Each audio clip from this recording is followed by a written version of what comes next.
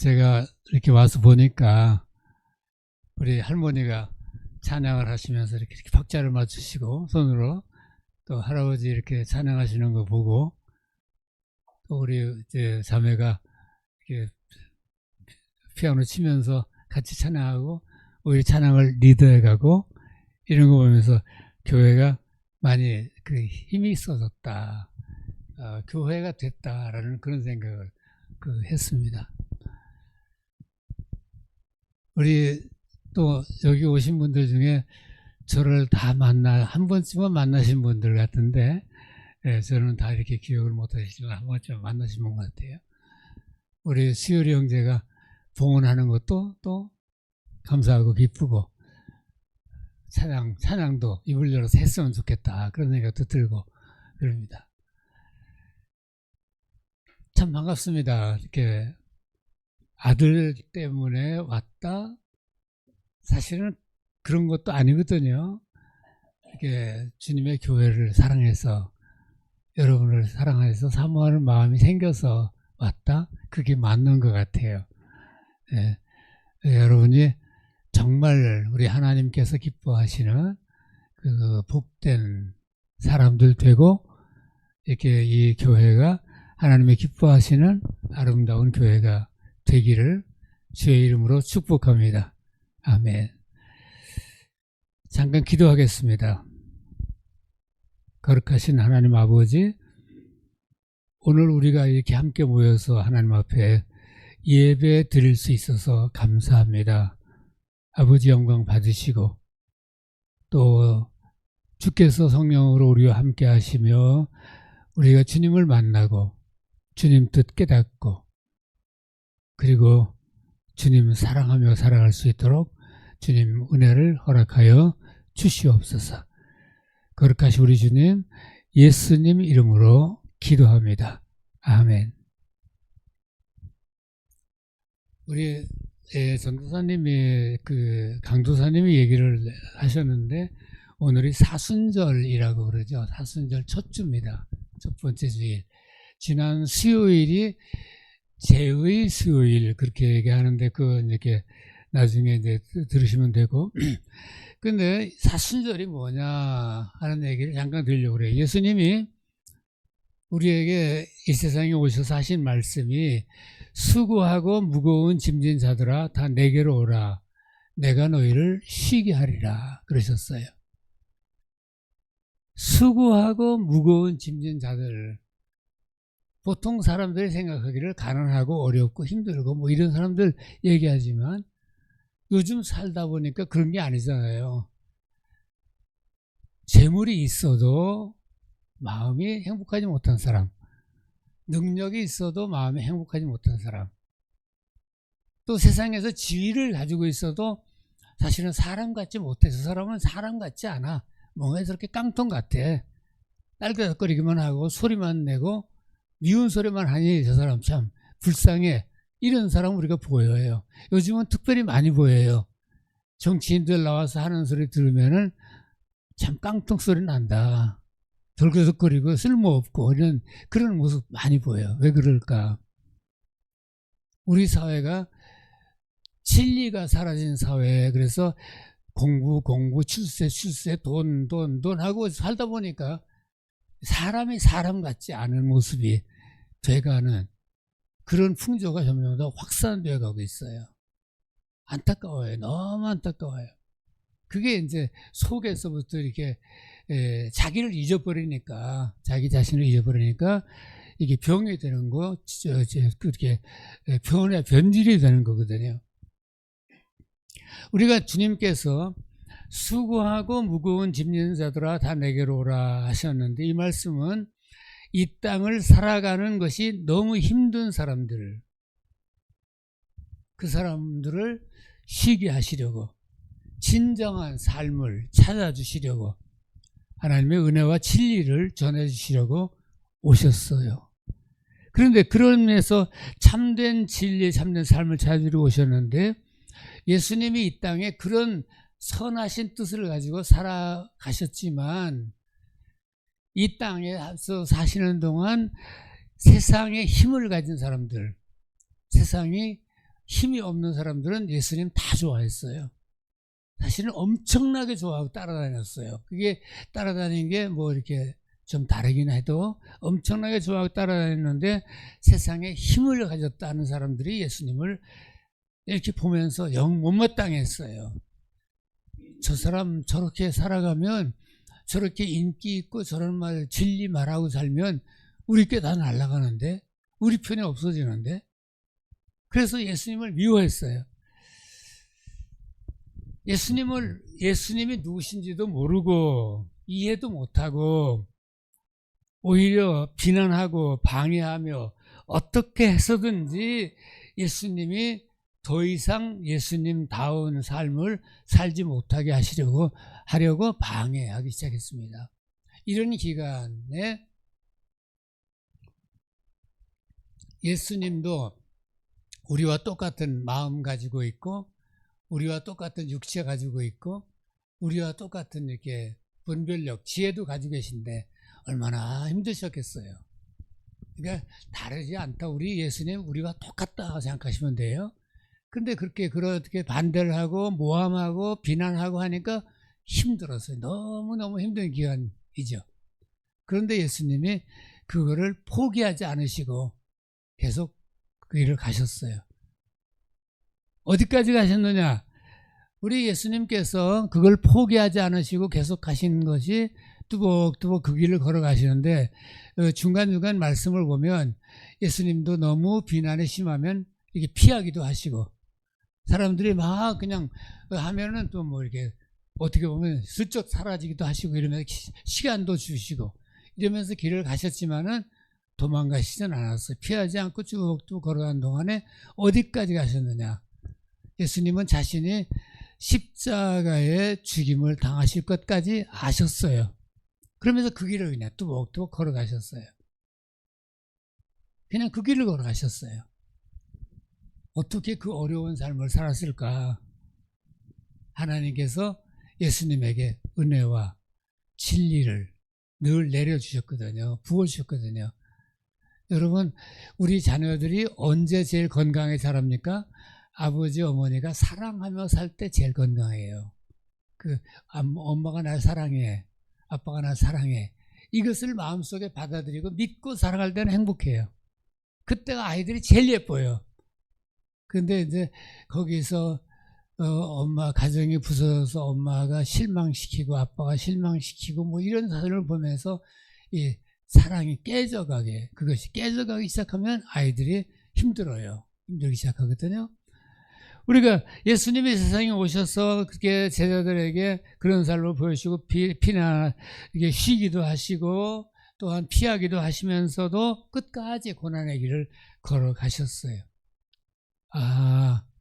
그래서 우리가 그 예수님이 가셨던 모습과 길을 기억하고, 제일 중요한 게 기억하는 게 제일 중요해요. 기억하고, 예수님도 그렇게 사셨구나. 그런데 그렇게 사시면서 우리에게 생명길을 열어주셨거든요. 그래서 깨닫고, 우리도 예수님이 그렇게 우리를 사랑하시려고 그렇게 어려움을 당하기까지 하셨구나 하는 것을 감사하고, 참 고마워. 그 다음에 찬양하고 하는 시간이 이 사순절 기간이죠. 우리가 세상에 살면서 참 그분 생각하면 늘 고마워 하는 사람이 있는 사람은 행복한 사람이에요. 그런데 생각해도 고마운 사람이 하나도 없어요. 친구를 생각해도 고마운 사람 하나도 없고, 어른들을 생각해도 고마운 사람 하나도 없고, 그냥 마음이 냉랭한 사람은 참 불쌍한 사람, 자격이 불쌍한 사람이에요. 그러니까 제가 그랬어요. 연말에 이렇게 다른 그 교회 성도들을 만나면서 제가 그런 얘기를 했어요. 고마운 사람이 생각나거든. 조그만치라도 고맙거든. 전화라도 해서 고맙다고 인사를 해라. 그게 네가 그 사람에게 고맙다고 인사하는 것이기도 하지만 너 자신이 사는 길이다. 당신들이 사는 길이다. 이게 우리가 삶에서 고마움을 회복하는 것, 감사함이죠. 회복하는 것, 우리가 사는 길입니다. 우리가 사는 길이에요. 그러니까 우리도 참 살면서 난 고마운 사람이 하나도 없어. 나는 고마운 친구도 하나도 없어. 이거 얼마나 불행한 사람인지 몰라요. 너무 불행한 사람이에요. 그 다음에 우리가 주님을 감사하고 찬양하는 시간. 주님 찬양합니다. 주님 잘하셨습니다. 우리가 주님께서 그렇게 그 길을 걸어가시지 않았으면 우리가 어찌 됐을까? 이 길을 몰랐잖아요. 우리가 참 사람답게 사는 길을 몰랐을 수도 있었는데 주님이 끝까지 걸어가셔서 참 고맙습니다 하면 찬양하는 시간입니다. 그 다음에 동시에 우리가 고마워하고 그 기억하고 감사하고 찬양만 하는 것이 아니라 우리도 예수님 믿고 일생을 이렇게 살아가려면 우리도 그런 일이 있겠구나. 어떤 사람이 교회 다닌다고 비난하고 욕하고 그런 사람도 있고, 교회 다니면 너 복 받냐? 복 받았냐? 뭐 이렇게 비난, 이렇게 얄궂은 사람도 있고, 그리고 교회 다닌다고 뭐 잘한다고 하더니 뭐 저 모양이야 이러면서 그런 사람도 있고 있어요. 근데 사실은 그런 사람들이 주변에 꽤 많아요. 그래도 우리 예수님 생각하면서 이 사순절에 우리가 다짐할 것은, 그래도 내가 이 길, 예수님이 나에게 주신 이 삶이 가장 복된 삶이니까 난 끝까지 이 길을 갈 거야 하고 다짐하는, 각오하는 그런 시간이 사순절이라는 시간입니다. 제가 이제 나이가 많아지니까, 원래도 그랬어요. 젊었을 때도 우리 교인들한테 설교가 20분에 딱 끝나고 12시에 딱 끝나서 집에 갈 생각하는 사람들은 미리 가라. 나는 그렇게 해. 그러면 설교를 길게 했어요. 오늘도 설교를 길게 할까봐 우리 그 집사람이 미리 경고를 하더라고요. 짧게 하세요. 그래서 오늘은 짧게 하려고 그럽니다. 네. 오늘 우리가 한 가지만 말씀을 드리려고 그래요. 근데 뭐냐면, 우리가 오늘 말씀드리는 게 성경의 문을 제대로 열고 우리 들어가자는 뜻입니다. 성경을 어떤 사람은 신약에서 들어와요. 예수님 만나서 들어와요. 그것도 한 분이에요. 그런데 그러다 보니까 어떤 사람은 예수님이 병 고쳤대, 뭘 했대, 축복하셨대, 뭐 이런 것만 보고 들어오니까 맨날 그 길밖에 몰라요. 어떤 사람은 또 뭐 이상한 거, 예수님이 뭐 성령을 부으셨는데 그러니까 방문을 했대, 이렇게 해서 그것만 보고 좋아서 그것만 또 쫓아하는 사람도 있어요. 그러다 보니까 진정으로 이게 우리가 믿음의 터전이 이렇게 다져지지 않으니까 사람들이 믿는다고 하면서도 방황하는 사람들이 참 많고, 믿는다고 하면서도 잘못 믿는 사람들이 참 많습니다. 기초부터, 터전부터 우리 이렇게 확실히 하면 우리 믿음이 언제나 굳건하게 서갈 수 있어요. 성경의 말씀의 문을 열어가려고 합니다. 우리 누가복음에 보면은 예수님의 족보가 나와요. 누가복음 3장 23절 한번 찾아보실래요?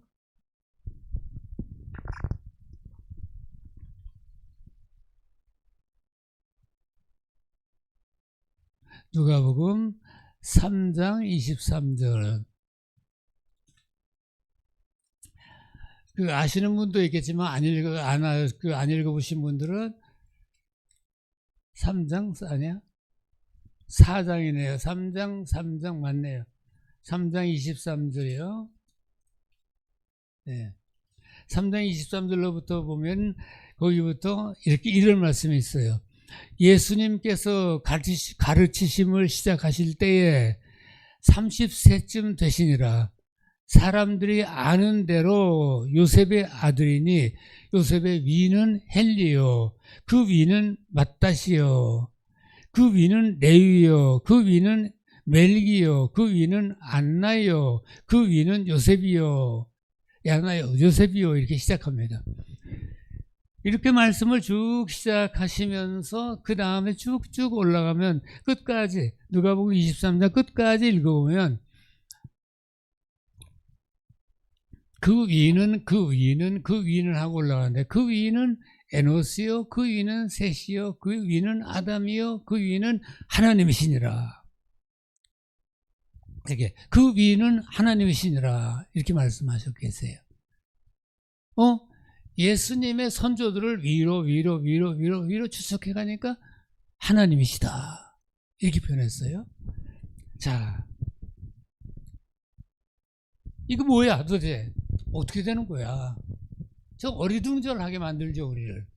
그 위는 하나님이시다. 어떻게 사람이 족보를 가지고 쭉 올라오니까 하나님이 돼? 이렇게 했어요. 오늘 우리가 예배드리는 우리 한 사람 한 사람 우리 다 조상들을 알고 있어요. 그런데 우리가 누구까지 알고 있어요? 아버지 성함 아시죠? 어머니 성함 아시죠? 그 다음에 할아버지 성함 아세요?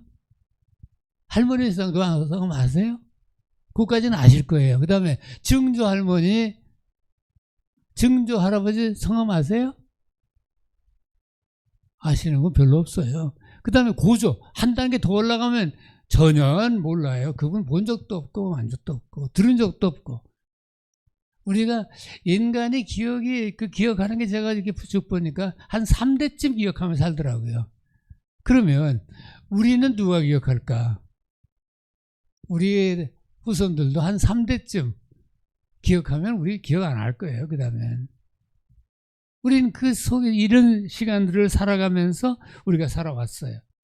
그럼 그 위는 누군가, 이렇게, 그러니까 대개 역사나 이런 신화들을 보면 뭐라고 하는 거니? 그 마지막은 설화 속에 나오는 그 어떤 분, 즉, 그 위는 우리 대한민국 사람들은 단군 조선이래. 그 조선은 그 위엔 동명왕이래. 그 뒤는 온조왕이래. 유명한 사람 하나 거기다가 고리를 걸고 쭉 이렇게 타고 내려오는 것처럼 유명한 사람에게 다 고리를 걸었어요. 고리 거셨죠? 그렇죠? 우리 나 김씨야. 그러면 김씨 누가 제일 유명해요? 그쪽에 쭉 걸고. 박씨 누가 쭉 걸고. 이씨 쭉 걸고 이렇게 그렇게 살아요.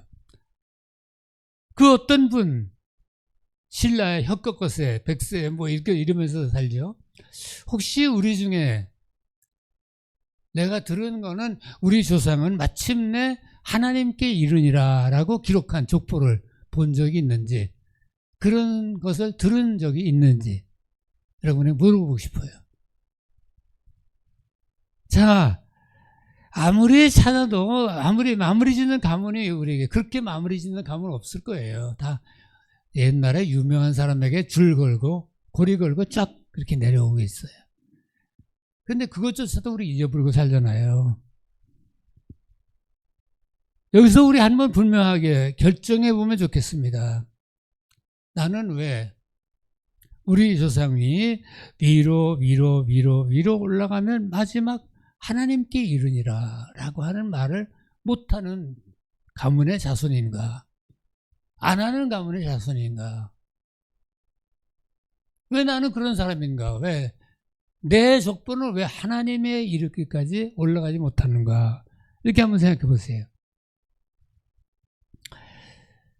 그 끝에는 창조하신 그분 하나님께 이르니라. 전능하신 아버지 하나님께 이르니라.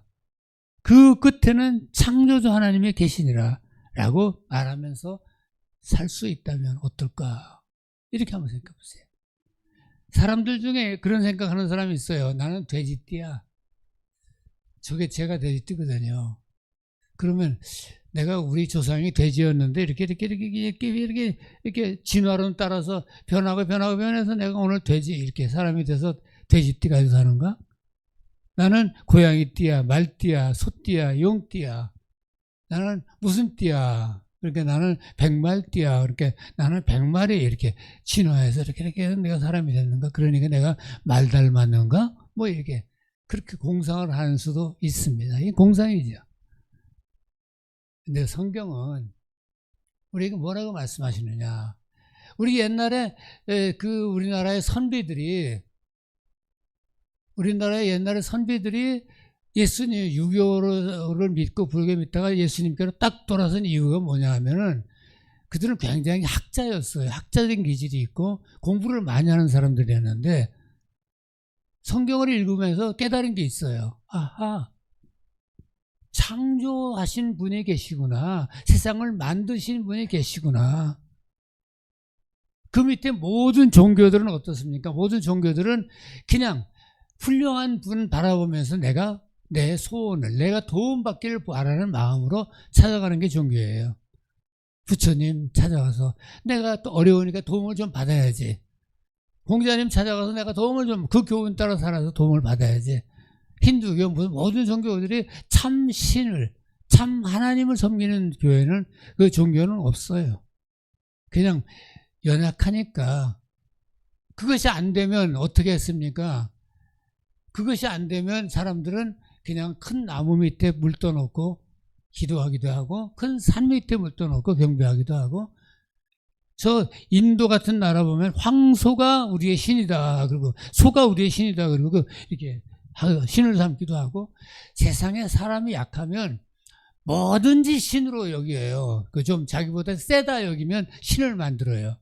그러니까 물을 신으로 섬기는 부족들도 있고, 또 어떤 불을 신으로 섬기는 부족들도 있고, 저 태양이 날마다 뜨고 비치니까 저 태양신 이렇게 해서 만들어서 그 태양신을 따라 산다고, 섬기며 따라 사는, 자기들 나름대로 막 생각해서 예배도 만들고 뭐 제사 만들고 뭐 만드는데, 그래서 이렇게 그 섬기는 사람은 약하니까, 깨질 때 있으니까, 넘을 때 있으니까, 그때 내가 너무 누구에게 도움받고 싶다 라고 할 때 이렇게 산신령님도 찾고 모두 찾고 그래요. 그런데 성경을 읽어보니까 아니, 그게 아니구나. 옛날에 그 유교 학자들이 그게 아니구나, 창조하신 그분이 계시구나 라고 하는 것을 알게 된 거예요. 그리고 나서 그 진리를 연구하기 시작했고, 진리를 연구하면서 보니까 자기는 양반이라 잘 사는데 자기 집에 있는 하인들이 이렇게 많이 있어요. 옛날에는 하인은 하인이고 나는 양반이고 사람 취급도 안 했거든요.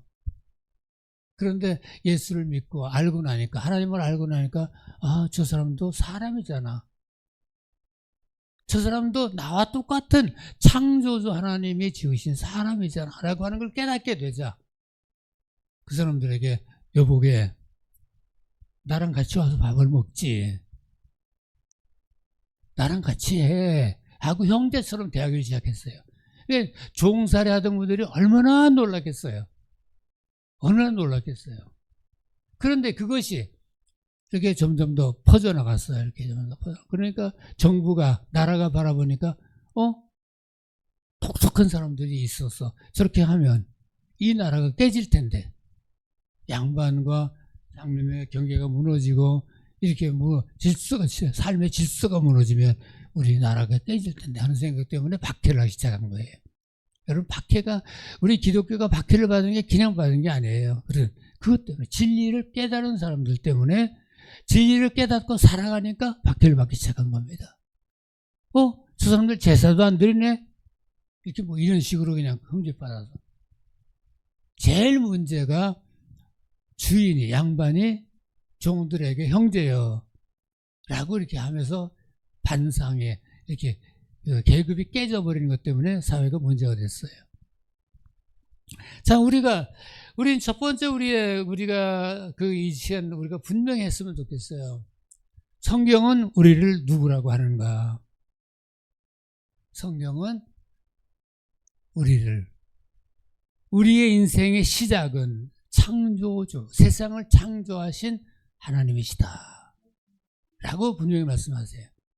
우리의 인생의 시작은, 모든 인생의 시작은 세상을 만드신 창조주 하나님이 그분의 시작이시다. 그리고 우리가 사실을 가만 상상해 보면, 그분으로부터 나까지 올 동안 한 번이라도 끊어졌다면 내가 태어났을까요?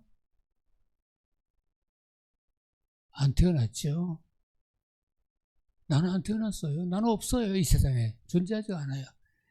그분으로부터, 그 창조하시는 그분으로부터 생명의 선이 쭉 계속해서 내려와서 나까지, 신비한 거죠. 나 같은 것까지 왔으니까 내가 오늘 있는 겁니다. 우리가 나는 그러나 계속되었으니 내가 있어요. 우리가 예수님을 만나고 알게 되고 예수님을 사랑하며 살면서 우리에게 분명하게 해야 할 한 가지 중요한 것이 있습니다. 그것이 바로 나 자신이 누구인가를 확인하는 거예요. 나 자신이 누굽니까? 하나님의 자녀다. 하나님의 형상대로 지음받은 하나님의 자녀다라는 사실입니다. 내가 이전에 교회 안 나왔어도, 내가 못된 짓 하고 살았어도, 사기치고 거짓말하고 살았어도, 아하, 내가 하나님에게 내 삶의 근원이 있구나 라고 하는 것을 깨달은, 하나님의 형상대로 지음받았다. 한번 따라해 보실래요? 형상대로. 예. 여러분 누구를 닮았습니까? 아니요. 기본적으로 누구를 닮았어요? 부모, 아버지, 어머니, 할아버지 뭐 이렇게 그거 다 그 속에 닮았어요. 이상하게 뭐가 닮아도 닮았어요. 그래서 아이를 낳아보면, 우리가 아이를 기다 보면 뭐가 닮아도 닮았죠. 이쪽이 닮았고 이쪽이 닮았어요. 하나님의 형상대로 하는 건 우리가 하나님을 닮았다 하는 얘기예요. 닮은 것이 있다. 제가 곰곰이 찾아봤어요. 일생 동안 목사로 살면서 하나님의 형상대로 닮았다는 것이 뭘까라고 곰곰이 생각해 봤는데, 어떤 사람은 뭐가 닮았다, 어떤 사람은 뭐가 닮았다, 어떤 사람은 하나님이 창조하셨던 것처럼 사람의 속에 창조하는 능력이 있는 것이 다 하나님 닮았다, 뭐 이렇게 얘기도 하더라고요.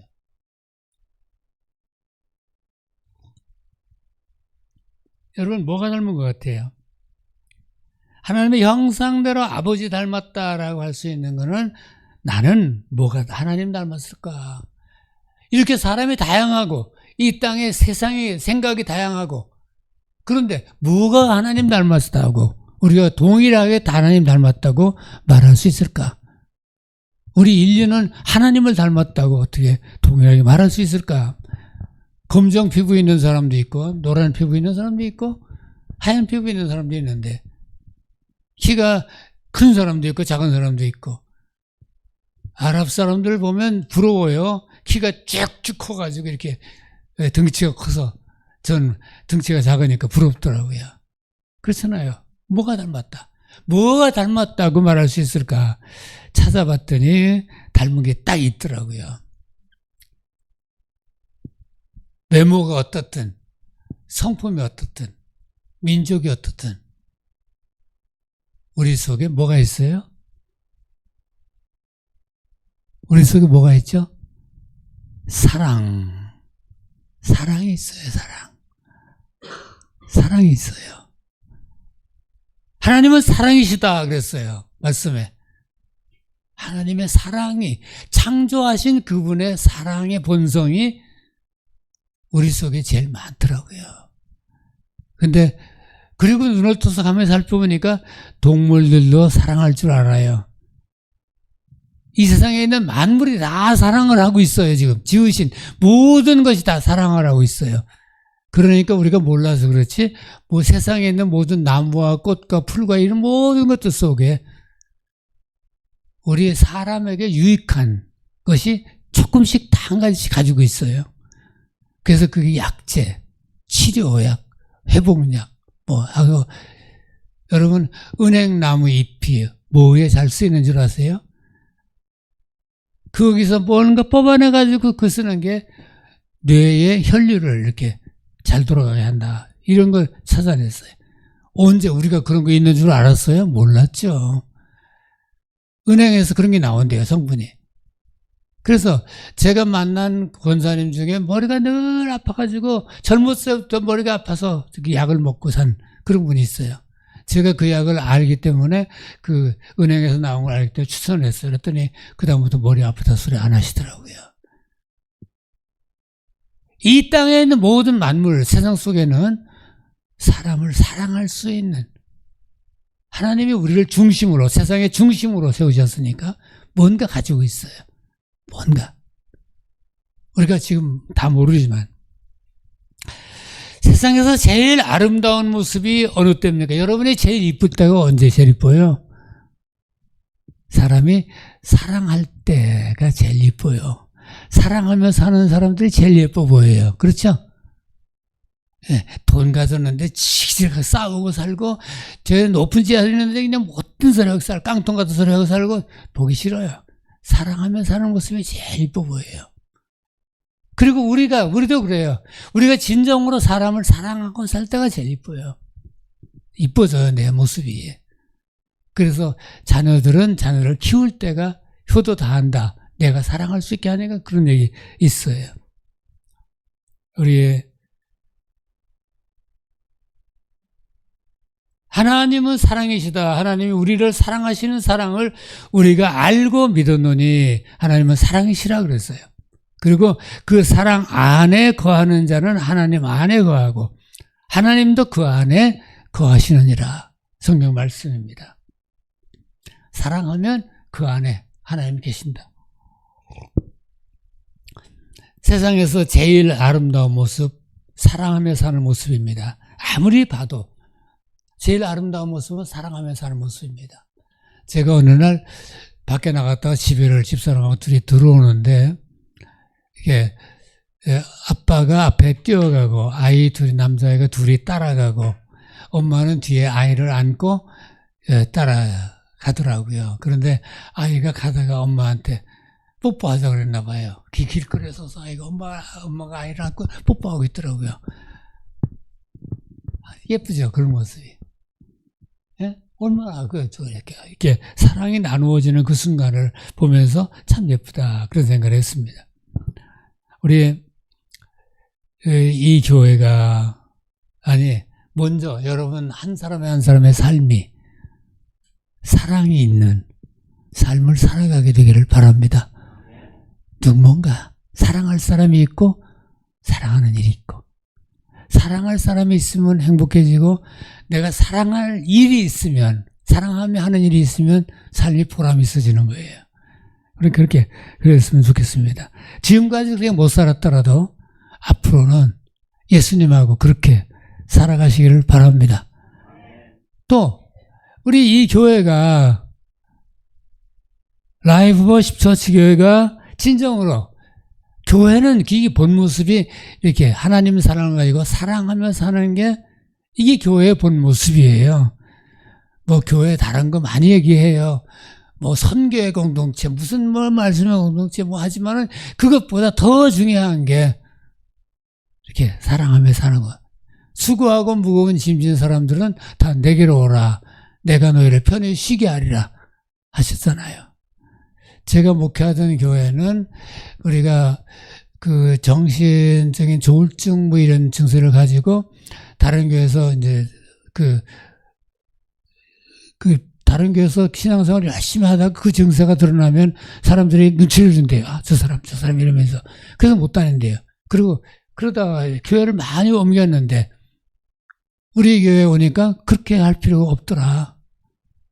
그래서 우리 교회에 지금 정착해서 지금도 이렇게 계속 신앙생활을 하고 있어요. 그런 사람들이 참 많이 여러분들이 같이 살았어요. 장애인들도 많아요. 처음에는 교회가 그렇지 않더라고요. 처음에는 누구 오면 저 사람 누구야? 학벌이 뭐야? 어느 집 어디 산대? 이러면서 뭐 세상 조건 따지고 학벌 따지고 그러더라고요. 그런데 그거 아니다. 이거 주님의 뜻 그거 아니다. 이렇게 자꾸 이렇게 깼더니 그 다음에 이제 받아들이고 안고 사랑하고 살게 됐어요. 그래서 저는 그런 면에서 우리 한강교회, 제가 섬기던 교회가 한강교회인데 주님이 기뻐하시는 교회다. 그렇게 믿습니다. 주님이 기뻐하시는 교회다. 누구든지 와서 사랑할 수 있으니까. 어떤 목사님 한 분이 그런 말씀을 하셨어요. 아무도 혼자 울지 않는 교회, 울지 않는 사람들, 이런 교회를 얘기하면서 그렇게 표현을 했어요. 아무도 혼자 울지 않는 사람들. 바로 이게 주님이 원하시는 사랑의 교회 모습입니다. 세상에 빛이 되고 소금이 된다는 것, 어떻게 빛이 되고 소금이 될까? 이 교회가 진심으로 사람을 사랑할 줄 알면 이 교회는 소금이요 빛이 됩니다. 우리가 라이브 워십 처치가에 그 교회 갔더니 우리 아이가 밝아졌네? 사랑받나 봐? 그게 친구가 그 교회 나가더니 얘가 굉장히 얼굴이 밝아졌어. 삶이 이렇게 발랄해졌어. 이렇게 하면 전도가 되는 거예요. 그냥 되는 거예요. 제가 맨날 근심하고 걱정하며 살더니 교회 다니는데 어떤 교회 다닌다는데 행복해졌네. 그러면 그런 사람에게 직장에서도 그러고 학교에서도 그러고 그래요. 야, 네가 나가는 교회 나도 좀 가보자. 네가 다니는 교회 나도 가자. 이렇게 스스로 붙어요. 그러니까 교회가 진정으로 빛과 소금이 되는 거는 우리가 진정으로 사랑하며 사는 공동체가 될 때 빛과 소금이 됩니다. 또 우리가 세상에서 엄청난 많은 직업을 가지고 있어요. 하는 일이 다양해요. 어떤 일이 제일 귀하고 어떤 일이 제일 천하다고 생각하세요? 아니요. 제가 보니까 사람들 사는 삶이 제일 아름답더라고요. 그리고 삶을 아름답게 사는 사람들이 제일 귀해 보여요. 하루 종일 길을 청소하는 사람들 얼마나 힘들겠어요. 그러나 그 사람들 사랑을 위해서 그러는 거예요. 하루 종일 휴지를 줍는 사람들, 쓰레기를 줍는 사람들 다 바라보니까 사랑을 위해서 누군가가 사랑할 사람이 있으니까 그렇게 살죠. 뭐든지 사랑할 사람이 있는 사람들이 성실하게 살아요. 진실하게 살아요. 삶이 아름다운 것은 사랑할 때. 그러니까 우리가 깨달아야 됩니다. 사랑하며 사는 때, 내가 진심으로 사랑하며 사는 때, 그때 내가 소금이요, 내가 빛이다. 사랑하며 사는 때 소금이요, 빛이다 라고 하는 겁니다. 다시 한번 창세기 말씀 한번 우리가 읽어보겠습니다. 우리가 이 말씀 창세기 1장에 있는 말씀, 하나님이 우리를 그의 형상대로 지으셨다 하는 말씀 다시 한번 읽어보세요. 시작. 하나님이 이르시되 우리의 형상을 따라 우리의 모양대로 우리가 사람을 만들고 그들로 바다의 물고기와 하늘의 새와 가축과 온 땅에 기는 모든 것을 다스리게 하자 하시고, 하나님이 자기 형상대로 곧 하나님의 형상대로 사람을 창조하시되 남자와 여자를 창조하시고, 하나님이 그들에게 복을 주시며 하나님이 그들에게 이르시되 생육하고 번성하여 땅에 충만하라. 땅을 정복하여 하늘의 새와 땅에 움직이는 모든 것을 다스리라 하시니라. 아멘. 여기 하나님이 복을 주시고 라고 하는 말이 뭡니까? 우리가 하나님 앞에서 살아갈 때 하나님께서 은혜와 은혜 받는다, 진리를 깨닫는다 하죠. 은혜와 진리를 우리가 받게 하시는 게, 누릴 수 있도록 하시는 게 하나님의 복입니다. 하나님 앞에 사는 복이에요, 이게. 그냥 살아가다 보면, 예수 믿고 인생을 성실하게 살아가면서 얼마나 내 삶이 행복해졌는지, 따뜻해졌는지. 은혜. 그러니까 요즘 찬양 가운데 그런 모드 있죠. 모든 것이 다 은혜다. 은혜. 내가 살아온 모든 것이 은혜요. 은혜다. 모든 것이 은혜다. 이런 고백을 여러분 들을 거예요. 저 사람은 어떻게 받았길래 다 은혜라 그러는 건지. 선물 받을 자격 없는데 하나님이 부모가 자식을 사랑하듯 사랑을 부어주신 거죠. 이렇게. 은혜와 진리. 이게 하나님의 사랑이고 축복입니다. 가장 큰 하나님의 축복이 물질이 아니에요. 명예가 아닙니다. 성공이 아닙니다. 가장 큰 하나님의 축복은 은혜와 진리. 즉 내가 내 삶을 참되게 행복하고 보람있게 기쁨이 있고 보람이 있는 삶을 살아가게 하시는 그 힘, 그것이 하나님의 축복입니다. 그게 하나님의 축복입니다. 은혜와 진리가 충만하더라 그랬습니다. 우리 그 사람은 살아가는 동안에 그 사람의 삶과 인생이 눈에 띄게 달라집니다. 이 진리의 말씀을 내 마음에 두고 깊이 생기면서 믿음이 생기면, 정말이구나. 난 하나님의 형상을 닮았어 라는 믿음을 얻는다면, 이 오늘 읽은 말씀이 생각하고 또 생각하니까 믿음이 되고, 아, 그랬어. 이해해. 아, 그렇구나. 라고 하는 믿음이 된다면 내가 달라집니다. 그때부터 달라지기 시작해요. 믿음, 나는 하나님의 아들이다, 나는 하나님의 딸이다 하는 깨달음을 얻게 되죠. 아, 그렇구나. 성경이 그렇게 말씀하시는 것 믿게 되면 그 다음에 깨달음이 내려와요. 내려옵니다. 난 하나님의 딸이구나. 난 하나님의 아들이구나. 자, 한번 여러분 오늘 해보실래요? 나는 하나님의 딸이야. 여자분들 시작. 남자분들 나는 하나님의 아들이야. 나는 하나님의 아들이야. 예, 이 자긍심만 가지, 이 내 존재라고 하는 내 존재, 이 자긍심만 가져도 우리는 그때부터 다른 삶을 삽니다. 여러분, 그 미국에서 그 태어날 때 두 팔이 없는 아이로 태어난 아이가 있어요. 방황하다가 어느 날 깨달음이 왔습니다. 하나님이 나를 이렇게 만드셨으면 뭔가 하나님이 쓸 일이 있으니까 나를 이렇게 만드셨겠지. 그런 깨달음을 얻기 시작해서 그 삶이 달라져서 그러면 내가 하나님이 뭐에 쓰실지 모르지만 도전해보자 하고 수영도 하고 뭐도 하고 하면서 이 팔도 없고 다리도 없는 삶을 가지고 잘 살아요. 멋지게 살아요. 그게 문제가 아니에요. 우리의 장애나 이런 게 문제가 아니라 우리가 자존감, 내 안에 자존감. 그 다음에 그것이 이렇게 점점 더 자존감이 확실해지면 삶의 의지가 생겨요. 아, 나 살아갈 거야. 그 다음에 삶의 의지가 생기면서 우리가 뭘 합니까? 그 다음에 꿈을 꾸기 시작해요. 나 이런 사람 되고 싶어. 나 이렇게 살고 싶어. 나 그냥 다른 이렇게 그냥 뭐 쓸모없는 사람처럼 이렇게 웃혀가는 그냥 그 청소하는 걸레에 딸려가는 듯한 그런 사람 아니라 세상에 딸려가는 사람이 아니라 나 이런 사람으로 살고 싶어하는 꿈이 생기죠. 자, 꿈은 생기는데 조건이 여러분이 부족하죠? 내 마음대로 안 되죠? 그때 뭐가 필요합니까? 기도가 생깁니다. 그 다음에 기도가 생기는 거예요. 아버지, 내가 이렇게 살고 싶은데, 내가 하나님의 자녀로서 이렇게 살고 싶은데, 좀 들어주시면 안 돼요? 아, 저도 좀 들어주세요. 제 소원도. 이것이 진정한 기도의 시작이에요.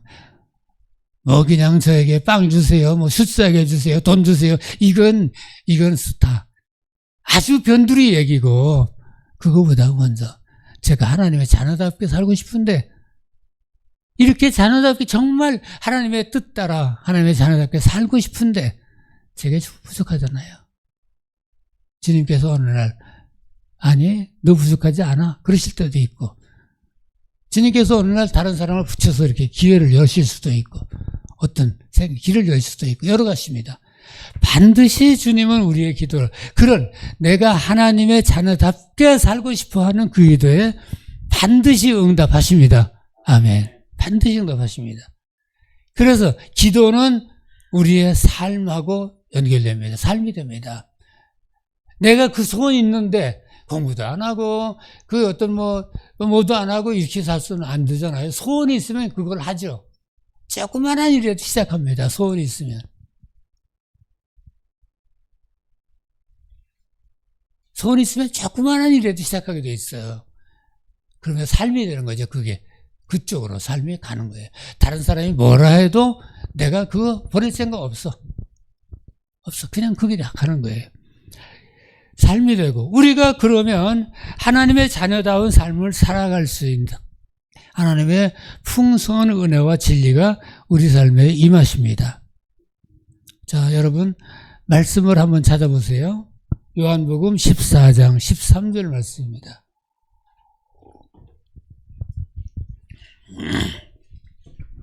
요한복음 14장 13절 말씀이요.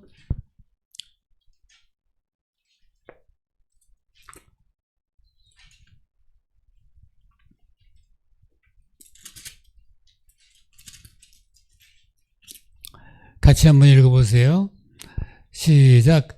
너희가 내 이름으로 무엇을 구하든지 내가 행하리니 이는 아버지로 하여금 아들로 말미암아 영광을 받으시게 하려 함이라. 아멘.